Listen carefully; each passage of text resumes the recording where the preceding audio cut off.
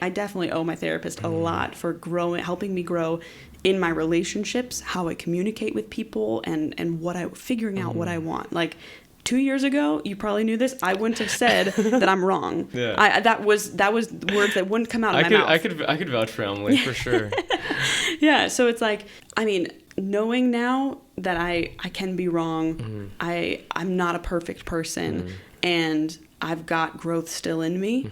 Those are characteristics that I've learned from therapy in itself. Well, I feel like in the most profound way, like if you're not growing, you're dying. Absolutely. Like you always have to be a student. Yeah. You always have to be open to being wrong. It's like, oh, I'm having this conversation with this person. It could be politically, relationship wise, anything. You're like, okay, like I'll hear you out. Like, why do you think I'm wrong? And then you could either make that decision to be like, oh, I believe I'm still correct. Or like, oh, maybe I need to do some self-work or actual work or research to figure out if I'm wrong. Yeah. You know? I mean, it's the biggest thing that I've worked on in my relationship too. Like I definitely need to take those moments of listening to your partner and saying like, oh, okay, how do I make them feel heard and acknowledge what they're saying and realize that we both might have our own separate truths, but we have to care enough about the other's truth to make them feel heard and acknowledged. And like being able to own up that I'm not perfect and that I'm not right all the time. That's humbling, and that's like level 1. Get a therapist, guys. Get a therapist. Yeah, I tried therapy probably when I was 22.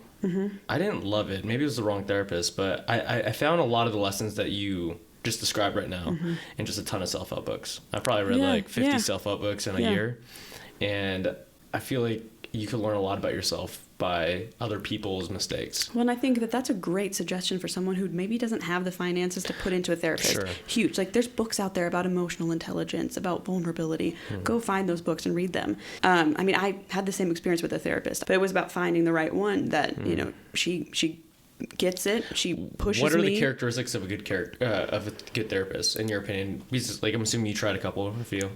Someone who asks the right questions, or I shouldn't say the right questions. I should say thought-provoking questions.